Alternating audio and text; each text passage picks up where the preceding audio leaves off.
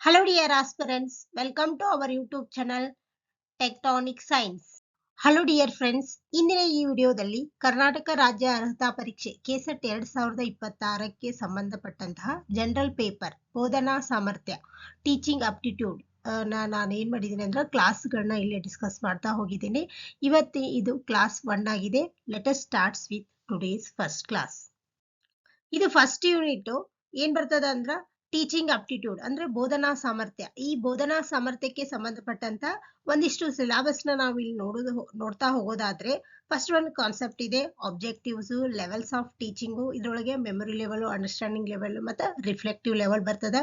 Next ಇದ್ರದ್ದು characteristics and basic requirements, learners characteristics ಬರ್ತವು. ಅದ್ರೊಳಗೆ characteristics of adolescent and adult learners, next academic, social, emotional and cognitive ಇದೆಲ್ಲ ಬರ್ತದೆ. Next individual difference ಬರ್ತದೆ. Next factors affecting teaching related to teachers, learners, support materials, instructional facilities, learning environment and institutions ಬರ್ತದೆ. Next methods of teaching in institution of higher learning ಒಳಗೆ teacher centered versus learner centered method. Next offline versus online. ಇದ್ರೊಳಗೆ online ಒಳಗೆ Swayam Prabha, MOOC ಇವೆಲ್ಲ ಬರ್ತದೆ. Next ಇಲ್ಲಿ teaching support systems, next traditional, modern and ICT based teachings ಬರ್ತವು. Next evaluation system, next elements and types of evaluation in choice based credit system in higher education, computer based testing, innovation in evaluation system ಅಂತ ಬರ್ತದೆ. ಇವೆಲ್ಲ ಏನಂದ್ರೆ first ಯೂನಿಟಿಗೆ ಸಂಬಂಧಪಟ್ಟಂತ ಇದೆಲ್ಲ syllabus. ಯಾಕೆಂದ್ರೆ ನಾವು ಯಾವ್ದಾದ್ರು ಒಂದು ಎಕ್ಸಾಮ್ನ ನಾವು ಫೇಸ್ ಮಾಡ್ಬೇಕಂದ್ರೆ ಫಸ್ಟ್ ನಾವು ಏನ್ ಮಾಡ್ಬೇಕಂದ್ರೆ ಸಿಲೆಬಸ್ನ ನಾವು ನೋಡ್ಕೋಬೇಕು. ಏನ್ ಸಿಲೆಬಸ್ ಇದೆ ಅದಕ್ಕೆ ತಕ್ಕಂಗ ನಾವು ಓದ್ಬೇಕಾಗ್ತದೆ. ಸುಮ್ಮನೆ ಏನೇನೋ ಓದಿದ್ರೆ ಅಲ್ಲೇ ಎಫೆಕ್ಟಿವ್ ಅನ್ಸಲ್ಲ. ಸೊ ಇದರಲ್ಲಿ ಒಂದಿಷ್ಟು ಟಾಪಿಕ್ ಏನಿರ್ತದೆ ಅಂದ್ರೆ ಮೋಸ್ಟ್ ಇಂಪಾರ್ಟೆಂಟ್ ಇರ್ತದೆ. ಪ್ರತಿ ಸರಿನೂ ಅದ್ರ ಮೇಲೆನೆ ಏನ್ ಆಗ್ತಿರ್ತದೆ ಅಂದ್ರೆ ಕ್ವಶನ್ಸ್ಗಳು ರಿಪೀಟ್ ಆಗ್ತಾ ಇರ್ತದೆ. ಫಾರ್ ಎಕ್ಸಾಂಪಲ್ ಈಗೆಲ್ಲ ಆನ್ಲೈನ್ ಕ್ಲಾಸಸ್ ಹೆಚ್ಚಾಗಿರೋದ್ರಿಂದ ಆನ್ಲೈನ್ ಕ್ಲಾಸಸ್ ಬಗ್ಗೆ ಜಾಸ್ತಿ ಕ್ವಶನ್ಸ್ ಬರ್ತವೆ. ಮತ್ತು ಮೂಕು, ಸ್ವಯಂ ಪ್ರಭಾ ಮತ್ತು ICT ಬೇಸ್ಡ್ ಹಿಂಗೆಲ್ಲ ಇವೆಲ್ಲ ಇರ್ತವೆ. ಸೊ ನಾವು ಅವ್ನ ಏನ್ ಮಾಡ್ಬೇಕಂದ್ರ ಕ್ಲಾಸಸ್ನ ನೀಟಾಗಿ ಕಲ್ಕೋಬೇಕಾಗ್ತದೆ. ಹಾಗ ಮಾಡೋದ್ರಿಂದ ನಮ್ಗೆ ಏನಾಗ್ತದೆ ಅಂದ್ರ ಕಾನ್ಸೆಪ್ಟ್ ಕ್ಲಿಯರ್ ಆಗ್ತದೆ. ಯಾವ ಟೈಪ್ ನಮ್ಗೆ ಕ್ವಶನ್ಸ್ ಕೇಳಿದ್ರು ನಾವೇನ್ ಮಾಡಕ್ಕಾಗ್ತದೆ ಅಂದ್ರ ಆನ್ಸರ್ ಮಾಡಕ್ಕಾಗ್ತದೆ. ಸೊ ಇಲ್ಲ ಏನ್ ಮಾಡ್ತೀನಿ ಅಂದ್ರ ಟಾಪಿಕ್ ವೈಸ್ ನಿಮಗ ಕ್ಲಾಸ್ನ ಹೇಳ್ತಾ ಹೋಗ್ತೀನಿ. ಯಾಕಂದ್ರೆ ಈಗ ನಮ್ಗೆ ಇನ್ನೂ ಏನಿದೆ ಅಂದ್ರ ಟೈಮ್ ಜಾಸ್ತಿ ಇದೆ. ಯಾಕಂದ್ರೆ ಇನ್ನು ನಮ್ಗೆ ಹೆಚ್ಚು ಕಡಿಮೆ 10 ತಿಂಗಳ ಟೈಮ್ ಇದೆ ಈ ಕೆಸೆಟ್ ಎಕ್ಸಾಮ್ ಬರ್ಬೇಕಂದ್ರೆ. ಸೊ ಹಾಗಾಗಿ ನಾನು ಇಲ್ಲಿ ಟಾಪಿಕ್ ವೈಸ್ ನಿಮಗೆ ಮೋಸ್ಟ್ ಇಂಪಾರ್ಟೆಂಟ್ ಟಾಪಿಕ್ಗಳ ಬಗ್ಗೆ ನಾನು ಡಿಸ್ಕಸ್ ಮಾಡ್ತಾ ಹೋಗ್ತೀನಿ. ನೀವು ಫ್ರೀ ಇದ್ದಾಗ ಈ ಕ್ಲಾಸ್ನ ನೋಡಿ ಮತ್ತೆ ನೀವು ನೋಟ್ಸ್ ಮಾಡ್ಕೊರಿ. ನಿಮಗೆ ಇದೆಲ್ಲ ಏನಾಗ್ತದೆ ಅಂದ್ರೆ ತುಂಬಾ ಹೆಲ್ಪ್ಫುಲ್ ಆಗ್ತದೆ ನಿಮ್ದು ಕೆಸೆಟ್ ಎಕ್ಸಾಮ್ಗೆ. ಫಸ್ಟ್ ಒನ್, ಬೋಧನೆಯ ಅರ್ಥ, ಕಾನ್ಸೆಪ್ಟ್ ಆಫ್ ಟೀಚಿಂಗ್. ಹಾಗಾದ್ರೆ ಬೋಧನೆ ಅಂದರೆ ಶಿಕ್ಷಕರು ಮತ್ತು ಕಲಿಯುವವರ ನಡುವೆ ನಡೆಯುವ ಸಂಯೋಜಿತ ಪ್ರಕ್ರಿಯೆ. ಇದರ ಮೂಲಕ ಕಲಿಯುವವರಿಗೆ ಜ್ಞಾನ, ಕೌಶಲ್ಯ, ಮೌಲ್ಯಗಳು ಮತ್ತು ಮನೋಭಾವನೆಗಳನ್ನು ಬೆಳೆಯುವ ಸಹಾಯ ಮಾಡುತ್ತದೆ. ಬೋಧನೆಯ ಮುಖ್ಯ ಉದ್ದೇಶ ಕಲಿಕೆಯ ಪ್ರಕ್ರಿಯೆಯನ್ನು ಪರಿಣಾಮಕಾರಿಯಾಗಿ ನಡೆಸುವುದಾಗಿದೆ. ಇದು ಮೋಸ್ಟ್ ಇಂಪಾರ್ಟೆಂಟ್ ಲೈನ್ ಅಂತಾನೂ ಹೇಳ್ಬೋದು. ಯಾಕಂದ್ರೆ ಬೋಧನೆಯ ಮುಖ್ಯ ಉದ್ದೇಶ ಯಾವುದು ಅಂತಾನು ನಿಮಗೆ ಏನ್ ಮಾಡ್ತಾರ ಅಂದ್ರ ಪ್ರೀವಿಯಸ್ ಇಯರ್ ಕ್ವಶನ್ಸ್ ಗಳಲ್ಲಿ ಕೇಳಿದಾರ, ಮುಂದೆನೂ ಕೇಳ್ಬೋದು. ಬೋಧನೆಯ ಮುಖ್ಯ ಉದ್ದೇಶ ಏನಂದ್ರ ಕಲಿಕೆಯ ಪ್ರಕ್ರಿಯೆಯನ್ನು ಪರಿಣಾಮಕಾರಿಯಾಗಿ ನಡೆಸುವುದು. ಸೊ ಹೀಗಾಗಿ ಏನ್ ಮಾಡ್ಬೇಕಂದ್ರ ನಾವು ಲೈನ್ ಬೈ ಲೈನ್ ಅಲ್ಲಿ ತುಂಬಾ ಕಾನ್ಸಂಟ್ರೇಷನ್ ಇಟ್ಟು ಕಲಿಬೇಕಾಗ್ತದೆ. ನೆಕ್ಸ್ಟ್ ವ್ಯಾಖ್ಯಾನ. ಬೋಧನೆ ಎಂದರೆ ಕಲಿಯುವವರ ವರ್ತನೆಯಲ್ಲಿ ಇಚ್ಛಿತ ಬದಲಾವಣೆ ತರುವ ಉದ್ದೇಶದಿಂದ ಶಿಕ್ಷಕರು ನಡೆಸುವ ಜಾಗೃತ ಹಾಗೂ ಉದ್ದೇಶಪೂರ್ವ ಕ್ರಿಯೆ. ಯಾಕಂದ್ರೆ ಬೋಧನೆ ಅಂದ್ರ ನಾವು ಎಲ್ಲಾ ಟೈಪ್ ಸ್ಟೂಡೆಂಟ್ಸ್ಗೂ ನಾವೇನ್ ಮಾಡ್ಬೇಕಂದ್ರ ಶಿಕ್ಷಕರಾದವರು ಹೇಳ್ಬೇಕಾಗ್ತದೆ. ನಾವು ಇಲ್ಲಪ್ಪ ನಮ್ಗ ಇನ್ನೋಸೆಂಟ್ ಸ್ಟೂಡೆಂಟ್ಸ ಬೇಕು, ನಮ್ಗ ಯಾವಾಗ್ಲೂ ಇಂಟೆಲಿಜೆಂಟ್ ಸ್ಟೂಡೆಂಟ್ಸಿಗಷ್ಟ ನಾವು ಟೀಚ್ ಮಾಡ್ತೀವಿ ಅನ್ನೋದು ಬೋಧನೆ ಅನಿಸ್ಕೊಳಂಗಿಲ್ಲ. ಬೋಧನೆ ಅಂದ್ರ ಏನಿರ್ತದಂದ್ರ ಇಚ್ಛಿತ ಬದಲಾವಣೆಯನ್ನು ತರಬೇಕಾಗ್ತದೆ. ಒಂದು ಎರೋಗೆಂಟ್ ಪೀಪಲ್ ಇದ್ರುನು, ಎರೋಗೆಂಟ್ ಸ್ಟೂಡೆಂಟ್ ಇದ್ರುನು ಅವ್ರಿಗೂ ನಾವ್ ಏನ್ ಮಾಡ್ಬೇಕಂದ್ರ ಅವ್ರಿಗೆ ಇನೋಸೆಂಟ್ ಮಾಡಿ ಅವ್ರನ್ನ ಏನ್ ಮಾಡ್ಬೇಕಂದ್ರ ಅವ್ರ ಮನಸ್ಥಿತಿಯಲ್ಲಿ ಬದಲಾವಣೆ ತಂದು ನಾವ್ ಏನ್ ಮಾಡ್ಬೇಕಂದ್ರ ಅವ್ರಿಗೆ ಪಾಠವನ್ನು ಹೇಳೋದು ಏನಾಗಿದೆ ಅಂದ್ರ ಒಂದು ಉದ್ದೇಶಪೂರ್ವ ಕ್ರಿಯೆ ಆಗಿದೆ ಯಾವುದು ಬೋಧನೆ ಅನ್ನೋದು. ನೆಕ್ಸ್ಟ್ ಬೋಧನೆಯ ಉದ್ದೇಶಗಳು, ಆಬ್ಜೆಕ್ಟಿವ್ಸ್ ಆಫ್ ಟೀಚಿಂಗ್. ಏನು ಉದ್ದೇಶಗಳು ಅಂದ್ರ ಜ್ಞಾನ ಮತ್ತು ಕೌಶಲ್ಯಗಳ ಗಳಿಕೆ, acquisition of knowledge and skills. ಏಕೆಂದ್ರೆ ಬೋಧನೆ ಅಂದ್ರೆ ಬರೀ ನಾವು ಓದುವುದು ಸುಮ್ಮನೆ ಡಿಗ್ರಿ ತಗೊಳ್ಳೋದು ಅಲ್ಲ. ನಮಗ ಬೋಧನೆ ಅಂದ್ರ ನಾವು ಜ್ಞಾನವನ್ನು ಸಂಪಾದಿಸುವುದು ಮತ್ತು ಸ್ವಲ್ಪ ಕೌಶಲ್ಯಗಳು, ಅದರ್ ಆಕ್ಟಿವಿಟೀಸ್ ಅಂದ್ರೆ ಬೇರೆ ಬೇರೆ ಕೌಶಲ್ಯಗಳು ಬರ್ಬೇಕು, ನಮ್ಗ ಸ್ಕಿಲ್ಸ್ಗಳು ಬರ್ಬೇಕು. ಓನ್ಲಿ ಬರೀ ಓದುದು, ಮಾರ್ಕ್ಸ್ ಜಾಸ್ತಿ ತಗೊಳ್ಳೋದು, ರ್ಯಾಂಕ್ ತಗೊಳ್ಳೋದು, ಇದರಿಂದ ನಮಗೆ ಏನಾಗಂಗಿಲ್ಲ ಅಂದ್ರ ಮುಂದಿನ ಜೀವನ ನಾವು ನಡ್ಸಕ್ಕಾಗಲ್ಲ. ನಾವು ಜಸ್ಟ್ ಬರೀ ಯೂನಿವರ್ಸಿಟಿ ಒಳಗ ಗೋಲ್ಡ್ ಮೆಡಲ್ ತಗೋಬಹುದು ಅಷ್ಟೇ. ಆದ್ರೆ ನಮಗ ಯಾಕಂದ್ರೆ ಮುಂದಿನ ದಿನಮಾನಗಳಲ್ಲಿ ನಾವ್ ಯಾಕಂದ್ರ ಮುಂದ ಹೊರಗಿನ ಪ್ರಪಂಚಕ್ಕೆ ಕಾಲಿಡ್ತೇವಿ. ಅವಾಗ ನಮಗ ಯಾವ ಸ್ಕಿಲ್ಸ್, ನಿಮಗ್ ಯಾವ ಸ್ಕಿಲ್ಸ್ ಗೊತ್ತದ ನಿಮ್ ಅಂತ ಕೇಳ್ತಿರ್ತಾರ.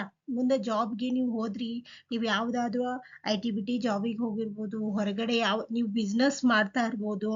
ಹೀಗೆ ನೀವ್ ಏನಾದ್ರೂ ಮಾಡ್ಬೇಕಂದ್ರ ನಿಮ್ಗೆ ಏನಿರ್ಬೇಕಂದ್ರ ಒಂದ್ ಜ್ಞಾನ ಇರ್ಬೇಕು, ನಾಲೆಜ್ ಇರ್ಬೇಕು. ಏನ್ ಮಾಡ್ತೀವಿ ಅನ್ನೋದ್ರ ಮೇಲೆ ನಾಲೆಜ್ ಇರ್ಬೇಕು, ಮತ್ತು ಅದಕ್ಕೆ ಸಂಬಂಧಪಟ್ಟಂತ ಸ್ಕಿಲ್ಸ್ಗಳು ನಿಮ್ಗ ಗೊತ್ತಿರ್ಬೇಕು. ಅಂದ್ರಷ್ಟೇ ನೀವು ಮುಂದೆ ಹೋಗಿ ಸರ್ವೈವ್ ಆಗ್ತೀರಿ. ಇಲ್ಲ ಅಂದ್ರ ಬರೀ ನೀವು ಸಿಕ್ಕಾಪಟ್ಟೆ ಮಾರ್ಕ್ಸ್ ತಗೊಂಡು ಔಟ್ ಮಾರ್ಕ್ಸ್ ತಗೊಂಡಿವಿ ಅಂತ ಅಂದ್ರ ನೀವು ಕೆಲ್ಸ ಕೊಡ್ರಿ ಅಂದ್ರ ಕೊಡಂಗಿಲ್ಲ ಯಾರು. ನೀವ್ ಏನ್ ಮಾಡ್ಬೇಕಂದ್ರ ಜ್ಞಾನ, ಅಕ್ವಿಜಿಷನ್ ಆಫ್ ನಾಲೆಜ್ ನೀವು ತಗೊಳ್ಳೇಬೇಕು. ಇಲ್ಲ ಅಂದ್ರ ನಿಮಗೆ ಏನಾಗಂಗಿಲ್ಲ ಅಂದ್ರ ಮುಂದ ಏನು ನೀವು ಸರ್ವೈವ್ ಆಗಕ್ ಆಗಲ್ಲ. ಸೊ ಅದಕ್ಕಾಗಿ ಜ್ಞಾನ ಮತ್ತು ಕೌಶಲ್ಯಗಳ ಗಳಿಕೆ. ಸೆಕೆಂಡ್ ಒನ್, ವರ್ತನೆ ಮತ್ತು ವ್ಯಕ್ತಿತ್ವ ರೂಪಿಕೆ, ಬಿಹೇವಿಯರಲ್ ಅಂಡ್ ಕ್ಯಾರೆಕ್ಟರ್ ಡೆವಲಪ್ಮೆಂಟ್. ವಿದ್ಯಾರ್ಥಿಗಳ ನಡತೆ ಸುಧಾರಣೆ, ಸಕಾರಾತ್ಮಕ ಮನೋಭಾವ ಬೆಳೆಸುವುದು ಹಾಗೂ ಮೌಲ್ಯಗಳನ್ನು ಅಭಿವೃದ್ಧಿಪಡಿಸುವುದು. ಏಕೆಂದ್ರೆ ವಿದ್ಯಾರ್ಥಿಗಳ ವರ್ತನೆ ಹೇಗಿರ್ತದ, ಸೊ ಅದಕ್ಕೆ ನಿಮಗೆಲ್ಲ ವರ್ತನೆಗೆ ಅಂತಾರ ಪ್ರೋಗ್ರೆಸಿವ್ ಕಾರ್ಡ್ಸ್ ಎಲ್ಲ ಇಟ್ಟಿರ್ತಾರ. ಇವ್ರದ್ದು ವ್ಯಕ್ತಿತ್ವ ಯಾವ ಟೈಪ್ ಐತಿ, ವರ್ತನೆ ಯಾವ ಟೈಪ್ ಐತಿ, ಅದ್ರ ಮೇಲೆ ನಿಮಗ A, B ಅಂತ ನಿಮಗೆಲ್ಲ ಗ್ರೇಡ್ಸ್ ಗಳನ್ನ ಎಲ್ಲ ಈಗಿನ ಒಂದು ಶಿಕ್ಷಣ ಕೊಡ್ತಾ ಇದೆ. ಸೊ ಅದಕ್ಕೆ ವರ್ತನೆ ಅನ್ನೋದು ನಿಮ್ದು ಬಿಹೇವಿಯರ್ ತುಂಬಾನೇ ಮುಖ್ಯ ಆಗ್ತದೆ. ನೀವು ಅಗ್ರೆಸಿವ್ ಆಗಿ ಬಿಹೇವ್ ಮಾಡಿದ್ರೆ ನಿಮ್ಮನ್ನ ಯಾರೂ ಏನ್ ಮಾಡಂಗಿಲ್ಲ ಅಂದ್ರ ಪ್ರೋಪ್ ಮಾಡಂಗಿಲ್ಲ. ನೆಕ್ಸ್ಟ್ ಥರ್ಡ್ ಒನ್, ಬೌದ್ಧಿಕ ಅಭಿವೃದ್ಧಿ ಅಂದ್ರ ಇಂಟೆಲೆಕ್ಚುವಲ್ ಡೆವಲಪ್ಮೆಂಟ್. ವಿದ್ಯಾರ್ಥಿಗಳ ಚಿಂತನಾ ಶಕ್ತಿ, ತರ್ಕಬದ್ಧತೆ, ವಿಶ್ಲೇಷಣಾತ್ಮಕ ಸಾಮರ್ಥ್ಯ ಮತ್ತು ಸೃಜನಶೀಲತೆಯನ್ನು ಉತ್ತೇಜಿಸುವುದು. ನಿಮ್ಗೆ ಏನಂದ್ರ ಬೌದ್ಧಿಕ ಸಾಮರ್ಥ್ಯ ಬೇಕು, ನೀವು ಚಿಂತನಾ ಸಾಮರ್ಥ್ಯವನ್ನು ಬೆಳೆಸ್ಕೋಬೇಕು. ತರ್ಕಬದ್ಧತೆ ಅಂದ್ರೆ ಯಾವುದು ಇದು ಹೌದಾ ಅಲ್ಲ, ಇದು ಕರೆಕ್ಟ ತಪ್ಪ, ನಿಮ್ಮಷ್ಟಕ್ ನೀವ್ ಏನ್ ಮಾಡ್ಕೋಬೇಕಂದ್ರ ನಿಮ್ಮಷ್ಟಕ್ ನೀವೇ ತರ್ಕ ಮಾಡ್ಕೋಬೇಕು. ಚಿಂತನಾ ಶಕ್ತಿ ಬೆಳೆಸ್ಕೋಬೇಕು, ವಿಶ್ಲೇಷಣಾ ಸಾಮರ್ಥ್ಯ ಬೆಳೆಸ್ಕೋಬೇಕು, ಮತ್ತೆ ಸೃಜನಶೀಲತೆ ಅಂದ್ರ ಹೊಸ ವಿಷಯಗಳನ್ನ ನೀವು ಕಲಿಬೇಕು. ಅದಕ್ಕೆ ಏನಂತ ಕರೀತಾರಂದ್ರ ಇಂಟೆಲೆಕ್ಚುವಲ್ ಡೆವಲಪ್ಮೆಂಟ್ ಅಂತ ಕರೀತಾರ. ನೆಕ್ಸ್ಟ್ ಫೋರ್ತ್ ಒನ್, ಕೌಶಲ್ಯ ಅಭಿವೃದ್ಧಿ ಅಂದ್ರ ಸ್ಕಿಲ್ ಡೆವಲಪ್ಮೆಂಟ್. ಕಲಿಕೆಯ ಕೌಶಲ್ಯಗಳು, ಸಮಸ್ಯೆ ಪರಿಹಾರ ಸಾಮರ್ಥ್ಯ ಹಾಗೂ ಬೌದ್ಧಿಕ ವರ್ತನೆಗಳನ್ನು ಉತ್ತಮಗೊಳಿಸುವುದಾಗಿರುತ್ತದೆ. ಏಕೆಂದ್ರೆ ಈಗ ನೀವೆಲ್ಲ ಇವ್ನ್ ನೋಡ್ತಿರ್ತೀರಿ, ಏನು ಫೋನ್ಗಳನ್ನು ನೋಡ್ತಾ ಇರ್ತೀರಿ. ಅಲ್ಲೆಲ್ಲ ಏನಾದ್ರೂ ಒಂದು ಸಮಸ್ಯೆ ಕೊಟ್ಟು ಆ ಸಮಸ್ಯೆಗೆ ಯಾವ ಒಂದು ಹಾದಿ ಒಳಗೆ ನೀವು ಸಮಸ್ಯೆಯನ್ನ ಪರಿಹರಿಸಬಹುದು ಅನ್ನೋದು ಎಲ್ಲ ಅದ್ರೊಳಗಿರ್ತದ. ನೋಡ್ರಿ, ನೀವು ಸುಮ್ನೆ ಏನಾದ್ರೂ ರೀಲ್ಸ್ ನೋಡ್ಕೊಂತ ಕುಂದ್ರಬೇಡ್ರಿ. ಸ್ಕಿಲ್ ಡೆವಲಪ್ಮೆಂಟ್ ಸ್ಕಿಲ್ಸ್ ನ ಯಾವ ಟೈಪ್ ಬೆಳೆಸ್ಕೋಬೇಕು ಅನ್ನೋದನ್ನ ಎಲ್ಲ ಒಳ್ಳೆಯವು ಇರ್ತಾವ ಮೊಬೈಲ್ ನಲ್ಲಿ, ಅವನ್ಗಳನ್ನ ಎಲ್ಲ ನೋಡ್ಕೋರಿ ನೀವು. ಅವಾಗ ನಿಮಗ್ ಗೊತ್ತಾಗ್ತದೆ ಒಂದೇ ಒಂದು ಸಮಸ್ಯೆಯನ್ನ ಯಾವ್ಯಾವ ರೀತಿ ಒಳಗೆ ನಾವು ಪರಿಹರಿಸ್ತೀವಿ ಅನ್ನೋದು ಏನ ಬರ್ತದಂದ್ರ ಕೌಶಲ್ಯ ಅಭಿವೃದ್ಧಿ ಅಥವಾ ಸ್ಕಿಲ್ ಡೆವಲಪ್ಮೆಂಟ್ ಅಂತ ಬರ್ತದೆ. ನೆಕ್ಸ್ಟ್ ಸಾಮಾಜಿಕ ಅಭಿವೃದ್ಧಿ, ಸೋಷಿಯಲ್ ಡೆವಲಪ್ಮೆಂಟ್ ಅಂದ್ರ ವಿದ್ಯಾರ್ಥಿಗಳನ್ನು ಜವಾಬ್ದಾರಿಯುತ, ಕಾರ್ಯಕ್ಷಮ ಮತ್ತು ಸಾಮಾಜಿಕವಾಗಿ ಜಾಗರೂಕರಾದ ನಾಗರಿಕರಾಗಿ ರೂಪಿಸುವುದು. ನಾವೇನಂದ್ರ ಬೋಧನೆ ಅಂದ್ರ ಸುಮ್ನೆ ಹೇಳಿ ಅವ್ರಿಗೆ ಒಂದು ರ್ಯಾಂಕ್ ತಗೊಳ್ಳುವಂಗ ಮಾಡೋದಷ್ಟೇ ಅಲ್ಲ, ಅವ್ರನ್ನ ಒಂದು ಸಮಾಜದಲ್ಲಿ ಜವಾಬ್ದಾರಿಯುತ ಒಂದು ಪ್ರಜೆಯನ್ನಾಗಿ ಮಾಡುವುದು ನಮ್ದು ಏನಿರ್ತದ ಅಂದ್ರ ಒಂದು ಬೋಧನೆ ಉದ್ದೇಶ ಆಗಿರ್ತದ. ಹಾಗಾಗಿ ಅವ್ರನ್ನ ಏನ್ ಮಾಡ್ಬೇಕಂದ್ರ ಒಂದು ಯಾವ್ದಾದ್ರು ಒಂದು ಟಾಸ್ಕ್ ಕೊಟ್ಟು ಆ ಟಾಸ್ಕ್ ನೀನು ಸೋಷಿಯಲ್ ಒಳಗ ಅಂದ್ರೆ ಸಮಾಜದಲ್ಲಿ ನೀನು ನಿನ್ನ ವ್ಯಕ್ತಿತ್ವವನ್ನು ಹೇಗೆ ರೂಪಿಸ್ಕೊಂತಿ ಅನ್ನೋದನ್ನ ನಾವು ಅವ್ರಿಗೆ ಮೊದಲೇ ಅವ್ರಿಗೆ ಏನ್ ಮಾಡ್ಬೇಕಂದ್ರ ಆ ಒಂದು ಟ್ರೈನಿಂಗ್ ನ ಕೊಡ್ಬೇಕಾಗ್ತದ. ಅವಾಗ ಏನಾಗ್ತದಂದ್ರ ಅವರಲ್ಲಿ ಸೋಷಿಯಲ್ ಅಂದ್ರೆ ಸಾಮಾಜಿಕ ಅಭಿವೃದ್ಧಿ ಬೆಳೀತದ. ನೆಕ್ಸ್ಟ್ ಲಾಸ್ಟ್ ಒನ್ ಸಮಗ್ರ ವ್ಯಕ್ತಿತ್ವ ವಿಕಾಸ ಅಂದ್ರ ಹೋಲಿಸ್ಟಿಕ್ ಪರ್ಸನಾಲಿಟಿ ಡೆವಲಪ್ಮೆಂಟ್ ಅಂದ್ರ ಶಾರೀರಿಕ, ಮಾನಸಿಕ, ಸಾಮಾಜಿಕ ಮತ್ತು ನೈತಿಕ ಅಂಶಗಳನ್ನು ಒಳಗೊಂಡ ಸಂಪೂರ್ಣ ವ್ಯಕ್ತಿತ್ವ ಅಭಿವೃದ್ಧಿ ಪಡಿಸುವುದು ಏನಾಗ್ತದಂದ್ರ ಸಮಗ್ರ ವ್ಯಕ್ತಿತ್ವ ವಿಕಾಸ ಆಗ್ತದ. ಇವೆಲ್ಲವೂ ಏನ್ ಬರ್ತಾವಂದ್ರ ಒಂದು ಉದ್ದೇಶಗಳು ಬರ್ತಾವ.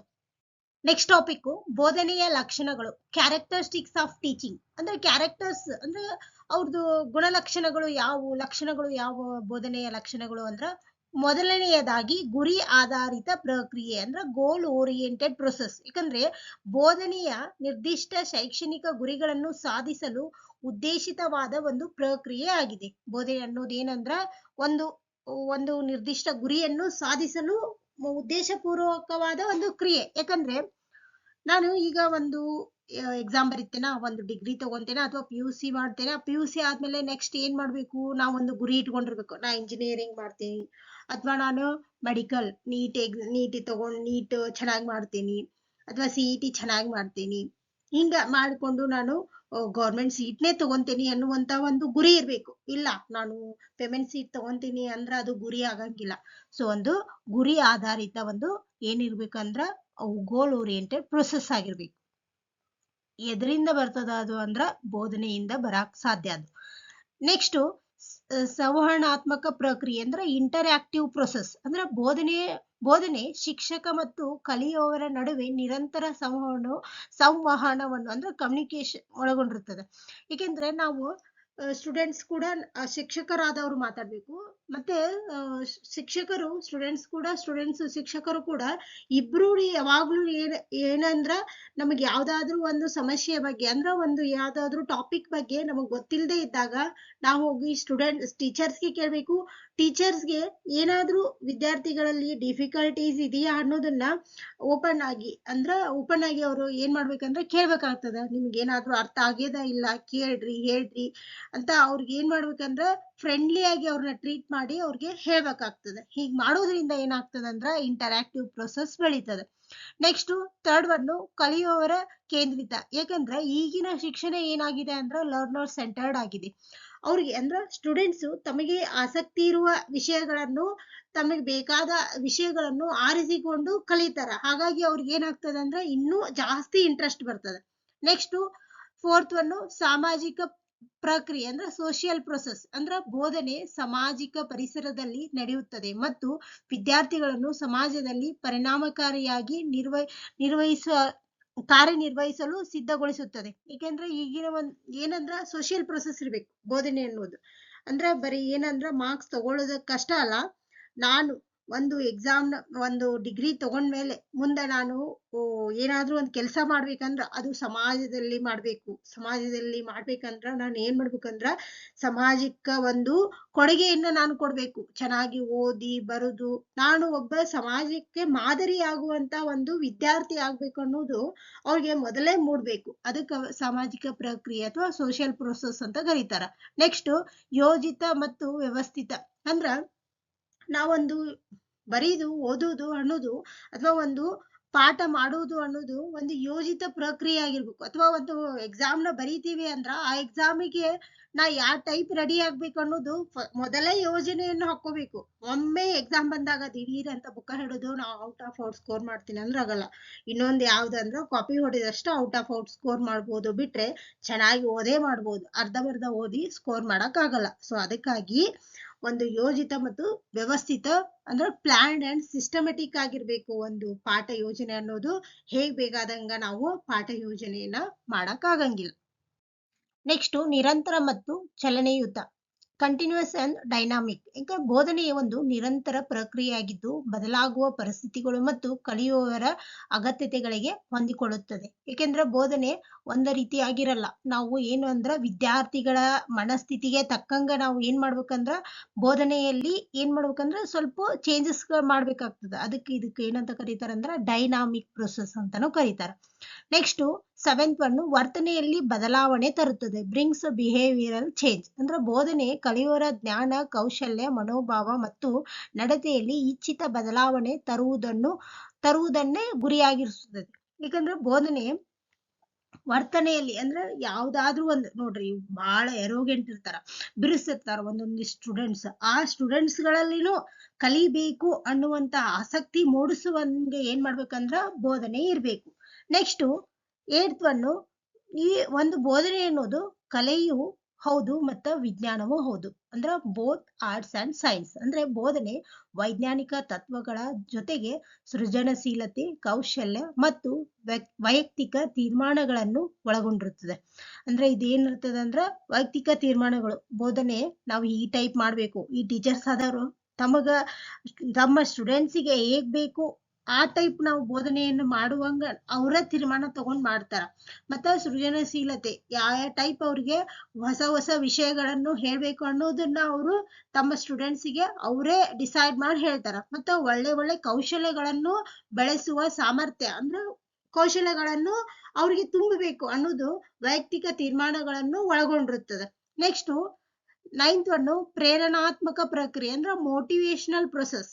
ಬೋಧನೆ ವಿದ್ಯಾರ್ಥಿಗಳನ್ನು ಸಕ್ರಿಯವಾಗಿ ಕಲಿಕೆಯಲ್ಲಿ ಭಾಗವಹಿಸಲು ಉತ್ತೇಜಿಸುತ್ತದೆ ಮತ್ತು ಪ್ರೇರೇಪಿಸುತ್ತದೆ.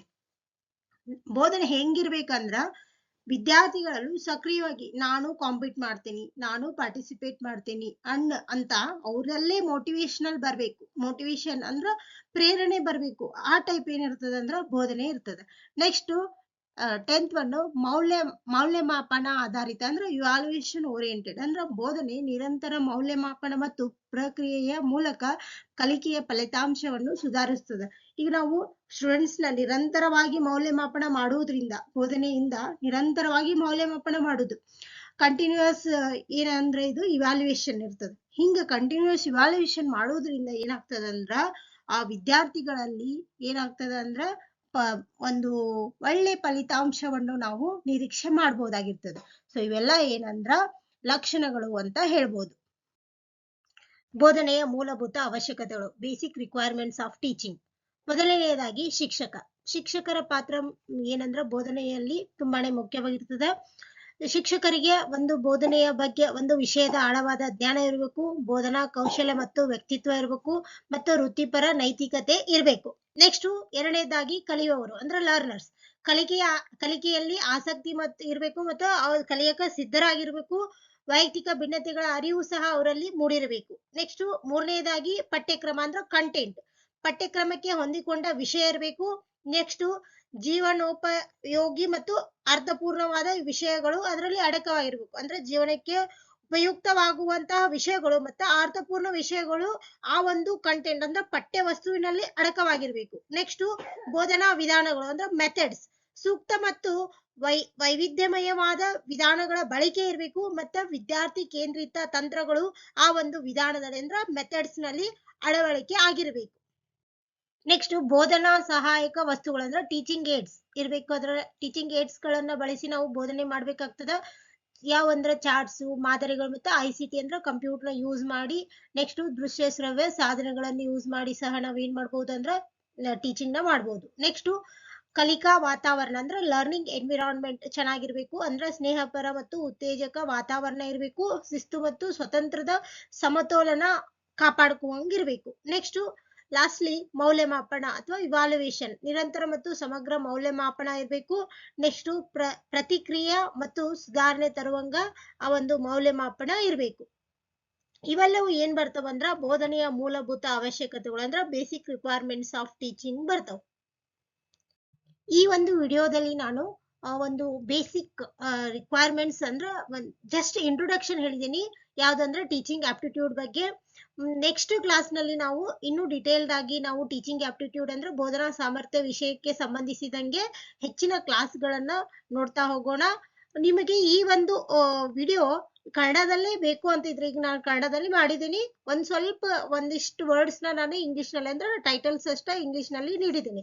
ನಿಮಗೆ ಇದ್ರಲ್ಲಿ ಏನಾದ್ರೂ ಚೇಂಜಸ್ ಗಳು ಬೇಕಂದ್ರೆ ಪ್ಲೀಸ್ ನೀವೇನ್ ಮಾಡಿ ಅಂದ್ರ ನನ್ನ ಚಾನೆಲ್ನಲ್ಲಿ ಕಮೆಂಟ್ಸ್ ಮಾಡಿ, ಮತ್ತೆ ಹೀಗೆ ನನ್ನ ಚಾನೆಲ್ನಲ್ಲಿ ಬರುವಂತ ಎಲ್ಲಾ ವಿಡಿಯೋಸ್ಗಳು ನಿಮಗೆ ಮೊದಲೇ ಬಂದು ರೀಚ್ ಆಗ್ಬೇಕಂದ್ರೆ ಪ್ಲೀಸ್ ನನ್ನ ಚಾನೆಲ್ನ ಸಬ್ಸ್ಕ್ರೈಬ್ ಮಾಡಿ. Thank you for watching. Please like